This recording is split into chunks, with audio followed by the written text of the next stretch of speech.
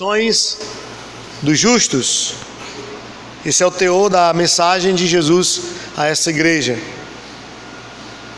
Ao anjo da igreja em Esmirna escreve: essas coisas diz o primeiro e o último, que esteve morto e tornou a viver. Conheço a tua tribulação, a tua pobreza, mas tu és rico, e a blasfêmia dos que a si mesmos se declaram judeus e não são, sendo antes sinagoga de Satanás. Não temas as coisas que tens de sofrer. Eis que o diabo está para lançar em prisão algum dentre vós, para serdes postos à prova, e tereis tribulação de 10 dias. Sê fiel até a morte, e dar-te-ei a coroa da vida. Quem tem ouvidos, ouça o que o Espírito diz às igrejas. O vencedor de nenhum modo sofrerá dano da segunda morte. Quem pode dizer amém? Amém. Semana passada estudamos a carta à igreja em Éfeso, a primeira das 7 cartas. Hoje é a segunda igreja, a segunda carta dirigida à igreja que estava localizada na cidade de Esmirna. E a cidade de Esmirna era uma pequena cidade daquela região da Ásia Menor. Ela era famosa pela sua beleza, por isso era chamada de a Flor da Ásia. Era uma cidade, digamos assim, quase que projetada, muito bem organizada arquitetonicamente falando. E era muito bonita a cidade, uma cidade realmente muito bem pensada e bem planejada. É interessante também que o nome Esmirna, ele no grego é mirra, né? E a mirra, ela era um unguento usado para embalsamamento. E o unguento, ele era feito através de um processo de esmagamento. Então o próprio nome da cidade já nos remete a uma ideia de luta, batalha, sofrimento e assim por diante. E a história da cidade, ela está muito ligada a todas essas tragédias. A cidade, ela foi invadida, ela foi destruída, ela passou séculos no abandono, até que ela das cinzas renasceu. E a história da cidade, ela também tem muito a ver com a história da igreja em Esmirna, uma igreja muito sofrida, muito cheia de lutas e de batalhas. Essa cidade, como a maioria daquelas cidades da época, era um centro também de idolatria, de culto idólatra. Havia o mercado central da cidade, que eles chamavam de ágora, e nesse mercado haviam estátuas em homenagem aos deuses. Tinha também na cidade um monte chamado Monte Pagos, e sobre o monte haviam 3 estátuas, uma erigida a Poseidon, que na mitologia grega é o deus do mar, Artemis, uma deusa guerreira, e Demétrio, um outro deus grego. Então era uma cidade muito idólatra, muito pagã no que diz respeito a isso. E além desses seres que eram divinizados e cultuados em Esmirna, havia também a religião de Roma, ou culto ao imperador. Era uma prática da cidade prestar culto ao imperador. No que diz respeito à igreja, nós não sabemos praticamente nada acerca da fundação da igreja em Esmirna. Bem diferente da fundação da igreja em Éfeso, que nós sabemos que foi por conta do ministério do apóstolo Paulo. Mas Esmirna, não há nenhuma menção de como o evangelho ele chegou àquela cidade. Acredita-se que o evangelho chegou em Esmirna através do ministério do apóstolo Paulo também. Mesmo que Paulo nunca tenha ido a essa cidade, mas ele morou durante 3 anos numa cidade vizinha, a cerca de 65 quilômetros de Esmirna, que era a cidade de Éfeso. Então acredita-se que algumas pessoas tiveram acesso ao evangelho por meio do ministério da pregação do apóstolo Paulo, e essas pessoas que eram residentes de Esmirna devem ter então implantado a igreja cristã na cidade de Esmirna, nessa cidade.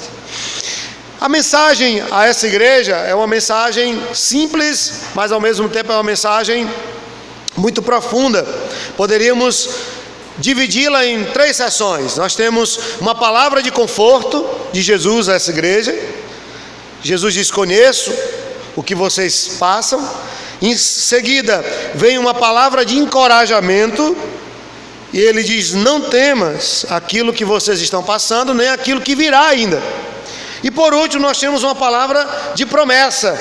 Jesus promete que eles terão a vida eterna, não sofrerão o dano da segunda morte. Então vamos entrar aqui no texto propriamente dito. Versículo de número 8 diz: ao anjo da igreja em Esmirna escreve: essas coisas diz o primeiro e o último, que esteve morto e tornou a viver. Jesus se apresenta à igreja de Esmirna usando algumas características. Nós temos pelo menos 3 aspectos do caráter de Cristo que ele revela a essa igreja. E o primeiro aspecto é que Jesus é o Senhor da história. Ele diz: eu sou o primeiro e o último, o começo e o fim. Jesus é o Senhor absoluto da história. Não existe história fora, distante de Jesus. E essa afirmação, ela contrapõe todas as pressuposições do iluminismo, que surgiu no século XVII, século XVIII. E o iluminismo, ele propunha-se a produzir, a promover a independência do homem de Deus, né? E uma das correntes do iluminismo, que era defendida por Descartes, era exatamente o racionalismo. Penso, logo existo. Dentro dessa perspectiva de Descartes, que é o pai desse racionalismo, que gerou o deísmo é essa corrente que defende que Deus pode até ter criado a humanidade, mas ele deixou o homem à sua própria sorte. O homem, ele é como um barco à deriva em um mar tempestuoso. O homem faz o seu próprio destino. O Deus não interfere, Deus está alheio à história do homem, e o homem, ele é que determina quem ele será e onde ele chegará. E o racionalismo, ele defende essa posição de que tudo tem a ver com o conhecimento e despreza, então, a questão espiritual. Uma outra linha do iluminismo, ou que é fruto do iluminismo, é o empirismo. E aí, o maior nome do empirismo, certamente, é John Locke. Ele dizia que a realidade é constituída através dos sentidos. E a diferença entre o empirismo e o racionalismo, basicamente, é que o empirismo fundamenta-se na experiência, né? No sentimento, nas sensações, na questão sensorial. E já o racionalismo fundamenta-se na razão, na ideia, naquilo que pode ser provado. Mas ambas as correntes, que são frutos do iluminismo, elas desprezam o fator espiritual e essa relação sobrenatural do homem com Deus. Logicamente que depois vem o romantismo, que já é outra revolução que ocorreu, assim como o iluminismo. O romantismo, e o nome maior do romantismo é Rousseau, ele também desprezava o fato divino da relação do homem com Deus, e ele acreditava que a vida, ela se explica através da arte, através da poesia e assim por diante. Diferentemente de todas essas tendências humanistas, de pensamentos racionais, empíricos, nós temos as Escrituras Sagradas, e ela nos afirma que Cristo é o autor da história. Paulo declara que tudo foi criado por meio dele, para ele, e sem ele nada do que foi feito se fez. Ele é o princípio da vida, ele é o sentido da vida. Jesus é o que nós chamamos de arquetipo. Ele é a figura central de toda a criação. A palavra de Deus declara que tudo foi criado por meio da palavra de Deus. Jesus é o Logos de Deus, é a palavra viva de Deus. Então, na criação, Deus fez tudo que existe através da sua palavra, e essa palavra é o próprio Filho, é Jesus. Então ele é o Senhor da história. Não imagine você que você é obra do acaso, ou um acidente genético, ou você existe porque talvez o destino determinou assim. Não entenda assim, não pense dessa forma. Acredite em um Deus que é Senhor do universo, que é Criador de tudo que existe, e esse Deus, diferentemente do que o deísmo prega, Ele não abandonou a sua criação. Esse Deus, Ele está presente, Ele interage, preservando, administrando, governando e cuidando de cada um dos seus filhos. Esse é o trabalhar, esse é o agir de Deus. Um outro aspecto da pessoa de Cristo, apresentado aqui na carta, é que Ele, além de ser o Senhor da história, Ele é o servo sofredor. Ele diz, o que esteve morto, aquele que morreu. Jesus, com essa expressão, Ele se identifica com o sofrimento daquela igreja, uma igreja que estava terrivelmente sendo açoitada pelas perseguições, pelo martírio, pelas provações. Jesus diz, eu conheço o sofrimento de vocês, eu estive morto e eu morri por vocês. Então, com essa expressão, Ele estava dizendo, eu não estou alheio ao sofrimento de vocês, eu sei o que vocês estão passando, eu entendo vocês e eu posso ajudá-los, eu passei por tudo isso. O profeta Isaías, capítulo 53, ele traz aquela famosa predição sobre o servo sofredor, e ele diz, quem creu em nossa pregação, e a quem foi revelado o braço do Senhor, foi subindo como um renovo perante Ele, como raiz de uma terra seca, não tinha aparência, não tinha formosura, olhavam para Ele, o desprezavam, era o mais rejeitado entre os homens, homens de dores, e como um de quem sabe o que é padecer, escondiam o rosto dele, e dele não fizeram caso nenhum. Verdadeiramente Ele tomou sobre si as nossas dores e as nossas enfermidades. O castigo que nos traz a paz estava sobre Ele, e pelas suas pisaduras nós somos sarados. Quando Jesus diz, eu estive morto, Ele estava fazendo referência a toda essa experiência que Ele viveu, de dor, de sofrimento, de vitupério, tudo isso que Ele passou, por amor aos eleitos, por amor à sua igreja, por amor ao seu povo. Ele esteve morto, mas a morte não o venceu. E esse é o terceiro aspecto da forma como Ele se apresenta, da sua pessoa à igreja. Ele é o Senhor da história, Ele é o servo sofredor, mas Ele tornou a viver. Ele é o Senhor da vida. Só a vida em Jesus. Ele é a fonte da vida, Ele é o sentido da vida. E por que Jesus é o Senhor da vida? Porque Ele venceu a morte. Parece mais uma redundância, mas Jesus matou a morte. Ele triunfou sobre ela. Ele triunfou sobre a morte. Em 1 Coríntios capítulo 15, versos 55 a 57, o apóstolo Paulo, ele fala sobre esse momento da obra de Cristo. Onde está, ó morte, a tua vitória? Onde está, ó morte, o teu aguilhão? O aguilhão da morte é o pecado, e a força do pecado é a lei. Graças a Deus que nos dá a vitória por intermédio de nosso Senhor Jesus Cristo. Jesus venceu a morte. Ele não foi vencido por ela. Ninguém o ressuscitou. Ele ressuscitou, Ele voltou. Por isso a Bíblia o chama de o primogênito dos mortos. Não porque Ele foi o primeiro a ressuscitar, mas porque Ele foi o primeiro a ressuscitar em glória, em um corpo glorioso. E Ele abriu, Ele inaugurou então essa realidade para os seus discípulos, para o seu povo e para a sua igreja. Jesus tem o poder da vida. Por isso, Ele pode garantir a vida.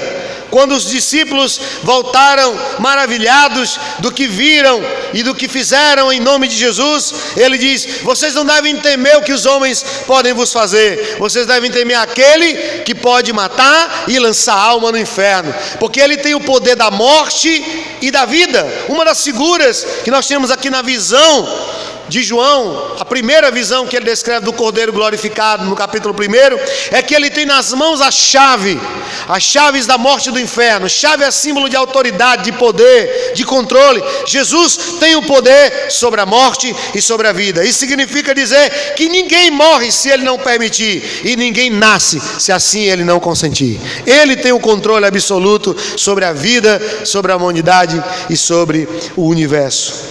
A nossa vida, irmãos, ela ela não se resume apenas no aqui.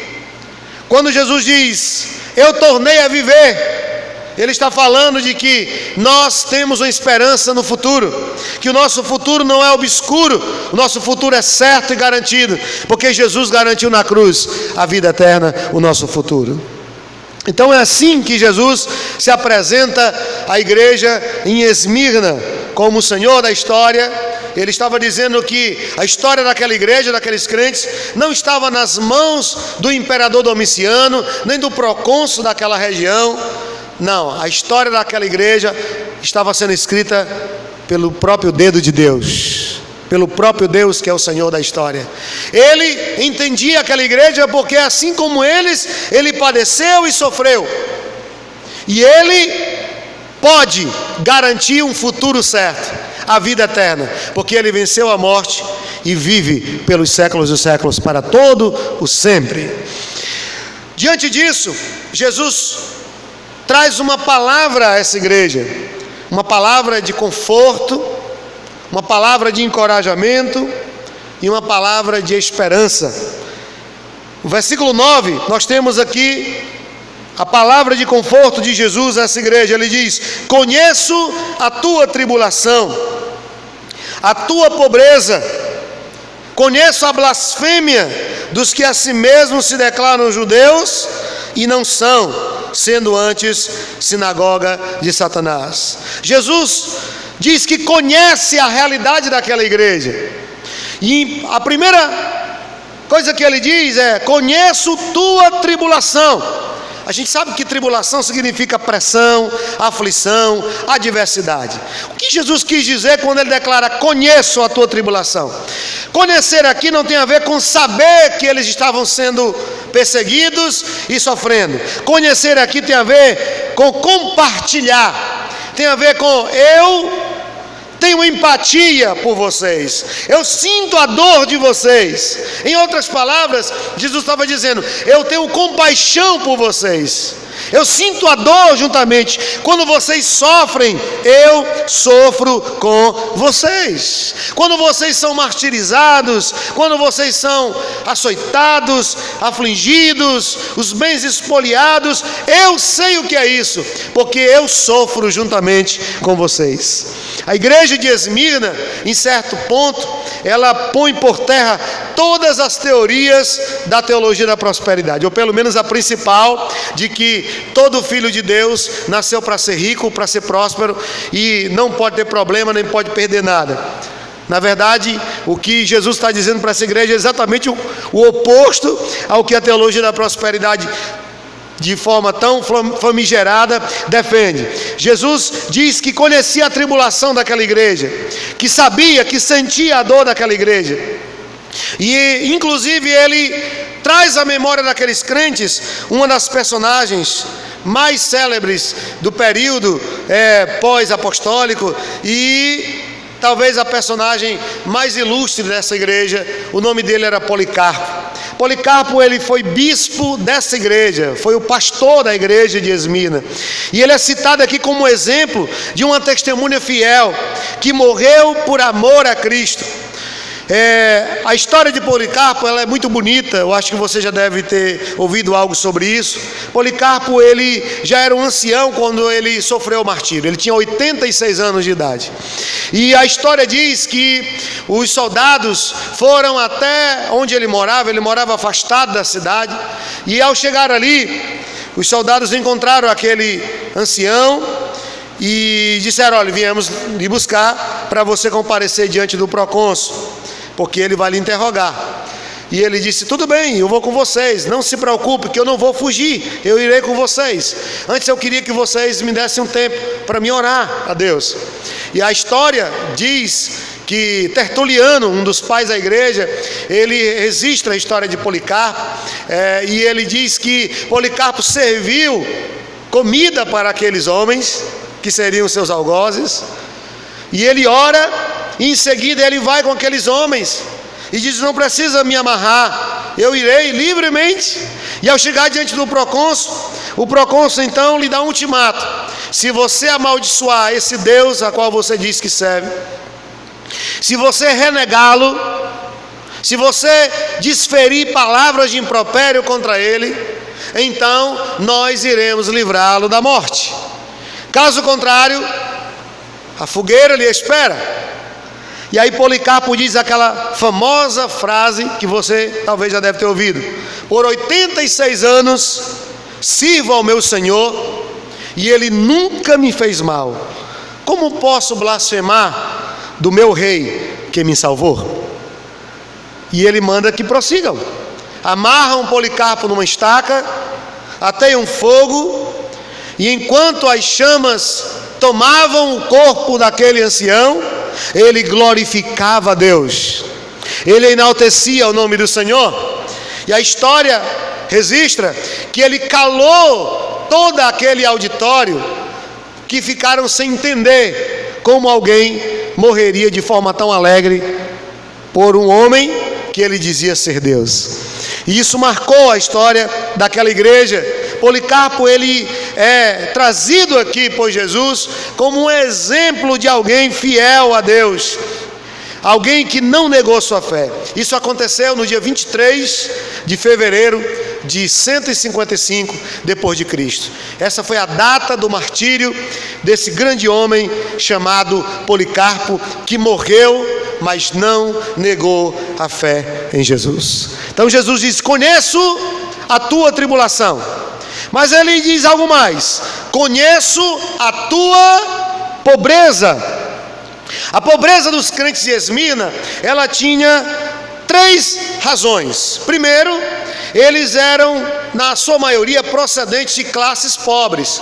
A maioria dos cristãos, no primeiro século, principalmente, eram escravos que se convertiam, eram pessoas pobres que não tinham dinheiro. Haviam poucos ricos na igreja, poucos ricos que se declaravam cristãos. Então, eles já eram pessoas pobres, que tinham uma condição financeira muito pequena, não tinham dinheiro, não tinham recursos. Uma segunda razão da pobreza desses crentes é porque eles tinham seus bens expoliados, saqueados pelos seus perseguidores. Então eles tinham, o pouco que eles tinham, eles acabavam perdendo. Quando eles se declaravam cristãos, eles perdiam o que tinham e ficavam sem nada.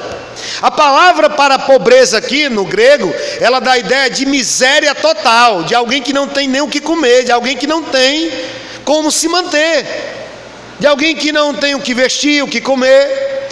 Pobreza total, aqui é miséria absoluta. Essa é a ideia aqui da pobreza.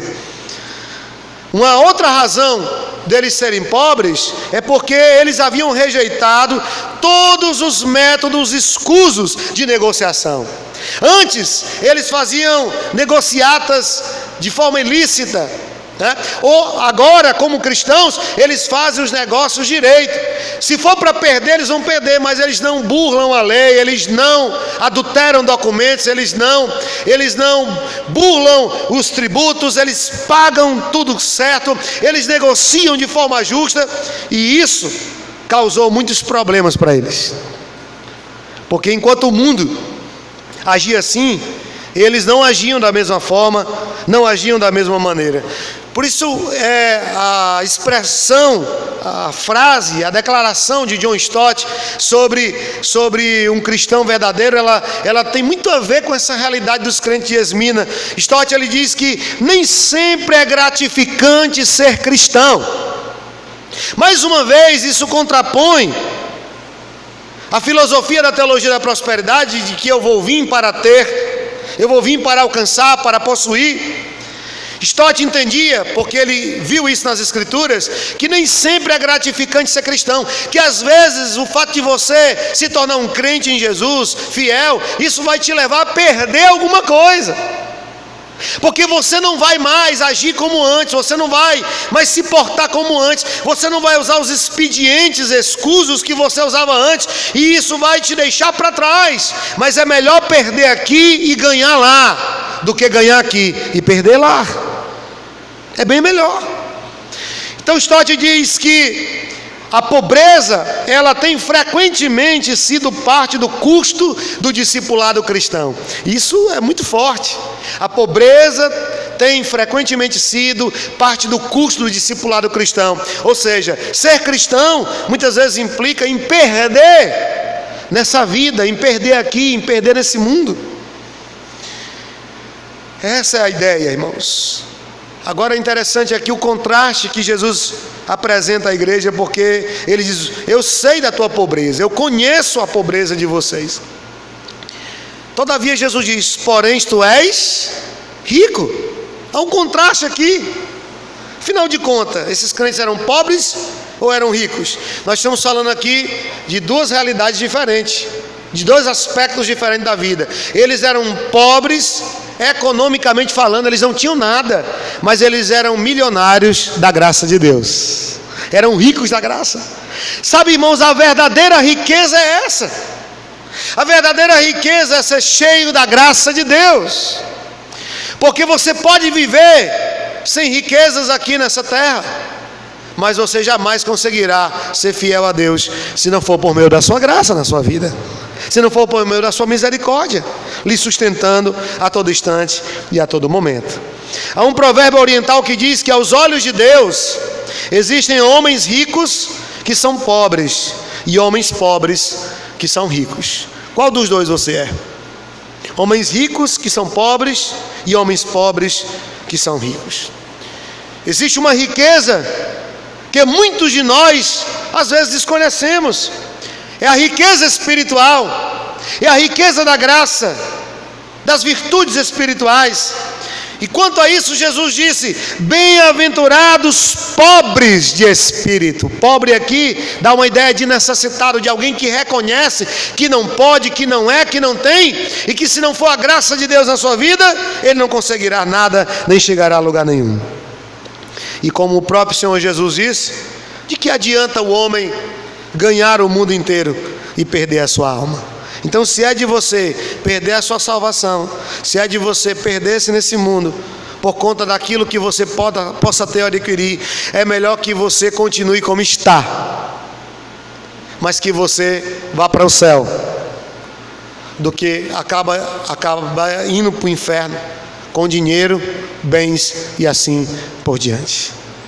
Uma outra realidade dessa igreja, Jesus diz: conheço a tua tribulação, conheço a tua pobreza, mas ele diz também: conheço a blasfêmia dos falsos judeus. Os judeus, eles eram legalistas, sempre perseguiram os cristãos. Se você ler o livro de Atos, você vai perceber isso com muita frequência. Eles perseguiam os cristãos. A princípio, os judeus imaginavam que o cristianismo era uma das muitas seitas, ou seria uma das muitas seitas que o judaísmo tinha, como os fariseus, os saduceus, os zelotes, os essênios. Mas depois os judeus perceberam que o cristianismo, ele mesmo saindo de dentro do judaísmo, mas ele não tinha muito a ver com o judaísmo, ele não era um judaísmo, não era uma expressão do judaísmo. O cristianismo era uma religião, e isso acabou fazendo com que os judeus se voltassem contra os cristãos, a persegui-los terrivelmente. Aqui na cidade de Esmirna havia uma grande colônia de judeus, e esses judeus, eles viam os cristãos como seus inimigos, e eles não só os perseguia, como insuflava aqueles que não eram judeus a também perseguirem aos cristãos. Segundo um comentarista bíblico chamado William Barclay, ele diz que os cristãos eram acusados de 3 crimes. Primeiro, eles eram acusados de serem antropofágicos, ou seja, eles comiam carne humana. Isso é por conta da ceia, né?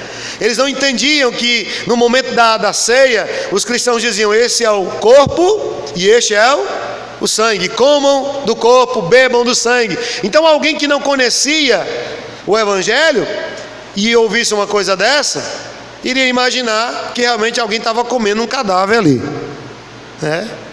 Eram canibais. Então eles eram acusados de antropofagia. Uma outra acusação era de incesto, porque os cônjuges costumavam tratar um ao outro por irmão, né? O marido chamava a esposa de irmã, a esposa muitas vezes chamavam o marido de irmão, os pais chamavam os filhos de irmãos, os filhos chamavam os pais de irmãos. Era um hábito que eles tinham e eles não conseguiam entender isso. Então eles imaginavam que eles praticavam relações incestuosas. E uma outra acusação era de traição, porque eles rejeitavam adorar o imperador, prestar culto, acender incenso ao imperador. Então eles eram acusados também de traidores, eram traidores do Império Romano. Justo Gonzalez, na sua coletânea chamada A Era dos Mártires, ele reafirma também isso que Barclay diz nos seus comentários, de que os cristãos sofriam falsas acusações e eram acusados de crimes que eles não cometiam. A bem da verdade, irmãos, o mundo, ele sempre irá perseguir aqueles que decidem ser fiel a Deus. O mundo sempre perseguirá aqueles que desejam ter uma vida de fidelidade. Paulo diz isso. Em 2 Timóteo 3,12 ele diz que de fato todos os que desejam viver piedosamente em Cristo Jesus serão perseguidos. Nós temos então a segunda sessão dessa mensagem a Esmirna. A primeira é uma palavra de consolo, a segunda é uma palavra de encorajamento. Olha o que diz aí o versículo de número 10: não temas as coisas que tens de sofrer. Eis que o diabo está para lançar em prisão algum dentre vós, para ser expostos à prova, e tereis tribulação de 10 dias. Ser fiel até a morte, e dar-te-ei a coroa da vida. Palavra agora de encorajamento, mas fica um pouco até complicado, humanamente e logicamente, falar sobre encorajamento. Olha o que o texto está dizendo: não temas as coisas que tens de sofrer.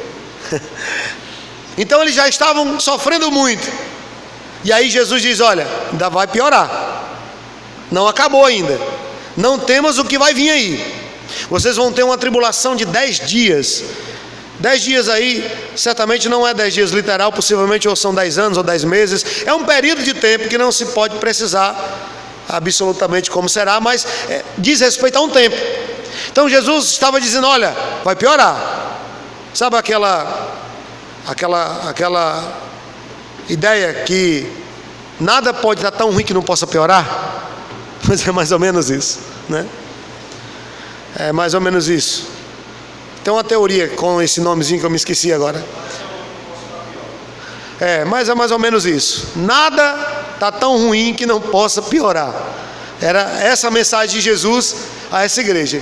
Aí você pode estar se perguntando: mas como há encorajamento nisso? Quando você está sendo açoitado por aflições, o que você espera? Não, vai melhorar, vai mudar, né? E no linguajar de crente, a bênção está chegando aí, irmão, está vindo, né? O Senhor vai te dar vitória. Mas não é isso que essa igreja escuta. Não temas o que vai vir aí, vai piorar o negócio, vocês vão sofrer ainda mais. Como é que você pode permanecer fiel ante um presente de aflição e diante de um futuro de tantas provas? Como você vai conseguir ser fiel assim? Você está vivendo um presente de aflição, um presente de prova e um futuro terrível. As predições são as piores.